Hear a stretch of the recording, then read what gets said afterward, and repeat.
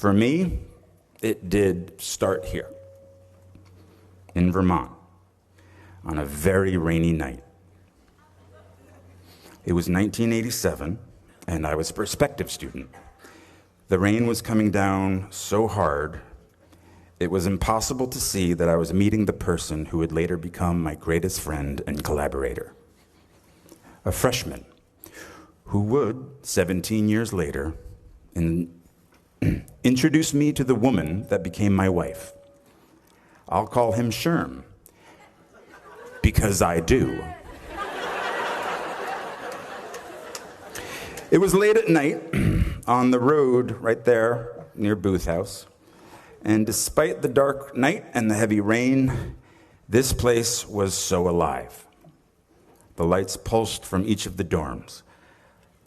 Now, I was a kid from New Jersey who went to an all-boys Catholic high school. I was 4 foot something.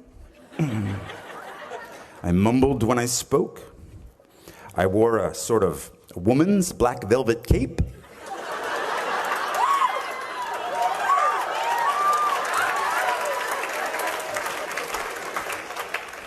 Black tights. Combat boots and a scowl. But here at Bennington, I was home.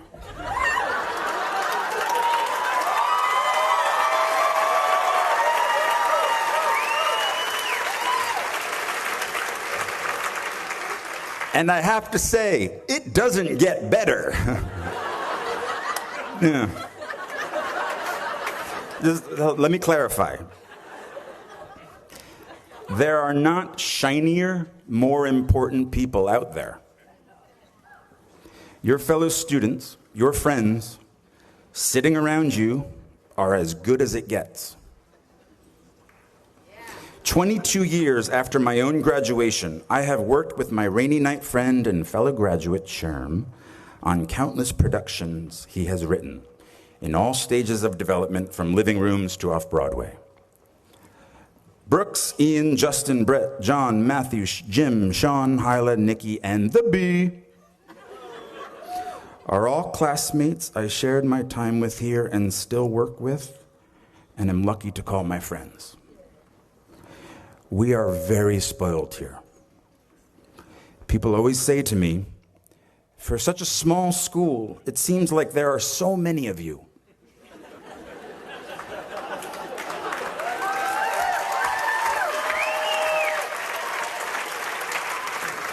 I find that really interesting, and I kind of think that's perfect. We can't help it. We burn very brightly. Please don't ever stop. Okay. Graduates, now when I sat where you are, sitting right now, I had so many dreams of where I wanted to go, who I wanted to be, and what I wanted to do. Theater companies I wanted to start with classmates, movies I wanted to be in, directors I wanted to work with, stories I needed to tell. It might take a little time, I thought, but it would happen. When I sat there, 22 years ago, what I didn't want to think about is where I would be tomorrow.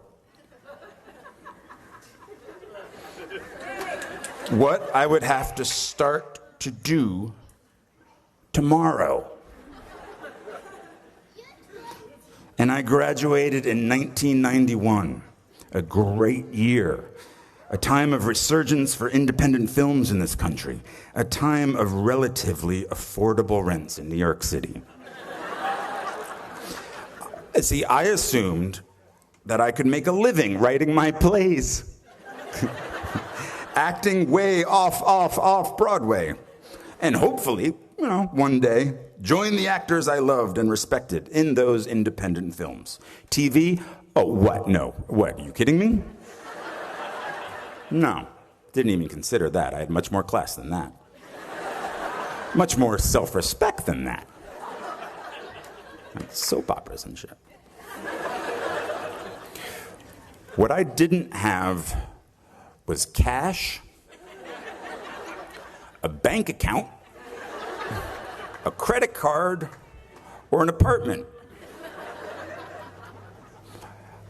I just had debt.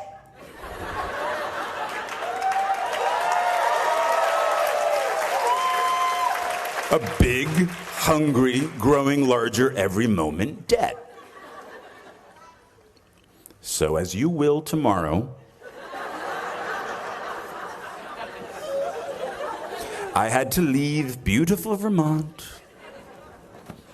I packed the life that I knew with socks and a toothbrush into my backpack, and I slept on couch after couch after couch after couch at friends' apartments in New York until I wore out their rent-paying roommates' welcome.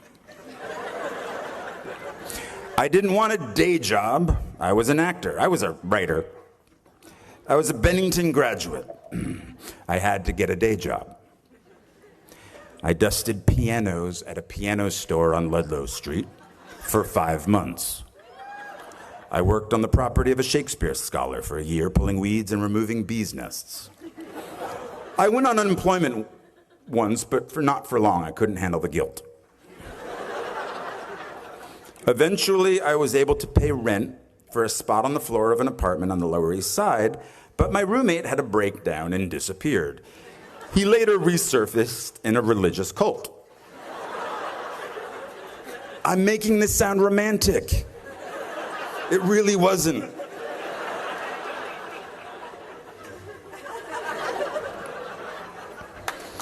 I helped hang paintings at galleries, paintings that inspire you to think, I could do that.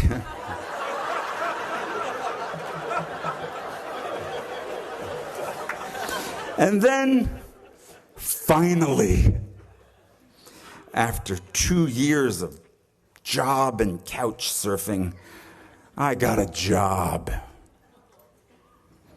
in application processing as a data enterer at a place called Professional Examination Services. And I stayed for 6 years. 6 years. Longer than my time at Bennington. From the age of 23 to 29. Well, they loved me there. I was funny. I wore black, no cape, no tights. I smoked in the loading docks with the guys from the mailroom, and we shared how hungover we all were. Everyone called each other Shorty. I don't know. What's up, Shorty? How you doing, Shorty? Oh, so hungover, Shorty. I called in sick almost every Friday because I was out late the night before. I hated that job, and I clung to that job. Because of that job, I could afford my own place. So I lived in Williamsburg, Brooklyn, Yeah, you say that now.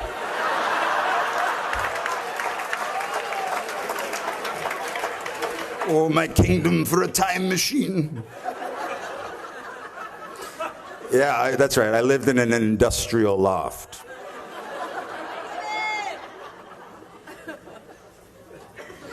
My rent was $400 a month. My dream of running a theater company with my friend and fellow Bennington graduate Ian Bell had died. I won't go into those details, but neither one of us had any business sense, and the theater we lived in, it had no heat or hot water. We didn't smell very good, but we had our youth. The youth gets old very quickly. You'll see. So Ian moved out to Seattle, and I moved up the street to my loft. And I still didn't have heat. In 1993, industrial loft meant not legal to live there. I don't want this to sound cool, and I feel like it's sounding cool. Ad lib. But I did have hot water. Hot water in my bathroom, which a friend of mine using said bathroom once shouted, "It smells exactly like a summer camp in here." It was true. For some reason, in the middle of Brooklyn, there was earth in my shower. Actual earth. And then, oh look, mushrooms growing from the earth. But I was safe, though. The Ideal Fire Control Company was right across the street where they make all the chemicals that put out chemical fires. I did not fear a chemical fire. I would be okay. And all those chemicals in the air were okay too, because up the street we had the spice factory. They made spices. And that just covered everything up in a nice cumin scent. I had a rat, but that was okay because I got a cat. His name was Brian, no relation.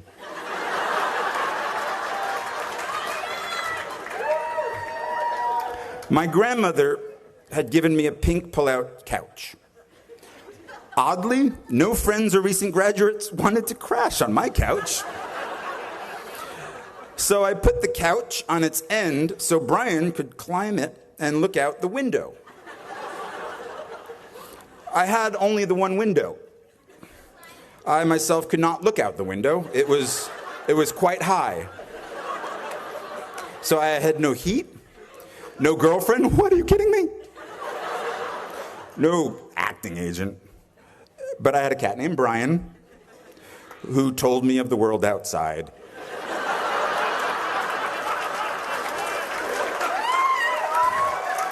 And I stayed for 10 years. No, don't pity me. There's a happy ending. When I was 29, I told myself, the next acting job I get, no matter what it pays, I will, from now on, for better or worse, be a working actor. So I quit my position at the Professional Examination Services. My friends really weren't happy about that because it was so easy to find me when I worked there. Work was the only place I had the internet. This was at the beginning of the internet. And now I didn't have either the internet or a cell phone or a job. But something good happened. I got a low-paying theater job in a play called Imperfect Love, which led to a film called 13 Moons with the same writer, which led to other roles, which led to other roles. And I've worked as an actor ever since.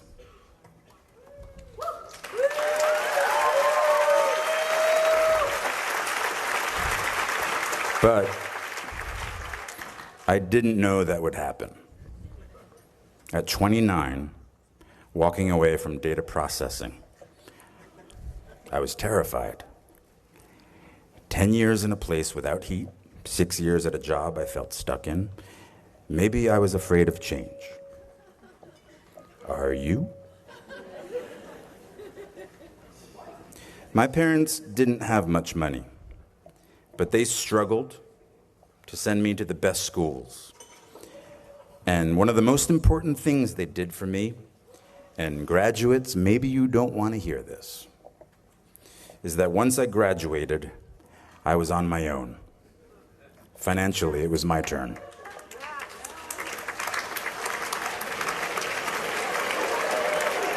Parents are applauding, graduates are not. But this made me very hungry, literally. I couldn't be lazy. Now I'm totally lazy, but back then, I couldn't be. And so at 29, and at very long last, I was in the company of the actors and writers and directors I'd sought out that first year, that first day after school. I am by their sides. Raise the rest of your life to meet you. Don't search for defining moments because they will never come. Well, the birth of your children, okay, of course. Forget about it. 6 months. My life is forever changed, and that's the most defining moment ever. But I'm talking about in the rest of your life, and most importantly, in your work. The moments that define you have already happened, and they will already happen again. And it passes so quickly. So please bring each other along with you. Everyone you need is in this room. These are the shiny, more important people.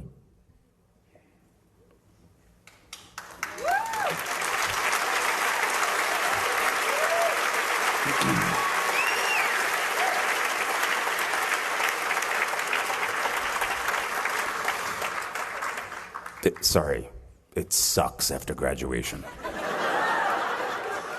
It really does. I mean, I don't know, at least it did for me, but that's the only thing I know. You just get a bit derailed. But soon something starts to happen. Trust me. A rhythm sets in. Just like it did after your first few days here. Just try not to wait until, like me, you're 29 before you find it. And if you are, that's fine too. Some of us never find it. But you will. I promise you. You are already here. That's such an enormous step all its own. You'll find your rhythm or continue the one you have already found. I was walking downtown in Manhattan the other day, and I was approached by a group of very sweet young ladies. Easy. Actually, they're sort of running feverishly down the street after me.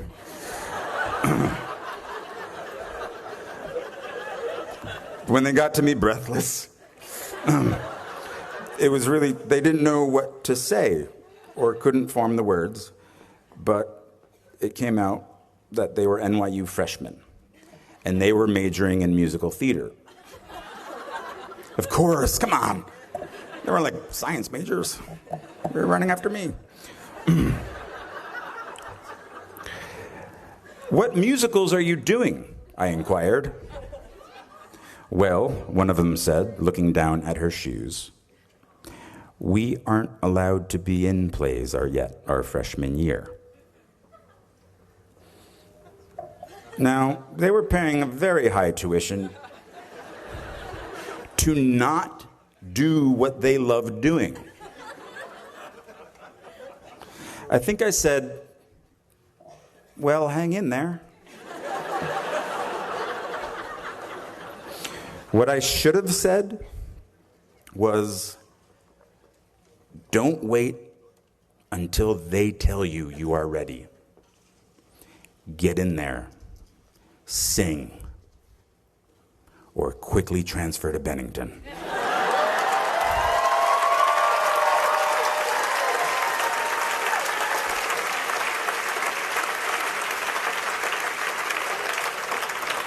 When I went to school here, if a freshman wanted to write, direct, and star in her own musical, the lights would already be hung for her. Now, I tell this story because the world might say you are not allowed to yet. I waited a long time out in the world before I gave myself permission to fail. Please, don't even bother asking. Don't bother telling the world you are ready. Show it. Do it. What did Beckett say? Ever tried, ever failed, no matter. Try again. Fail again. Fail better. Bennington class of 2012. The world is yours. Treat everyone kindly and light up the night.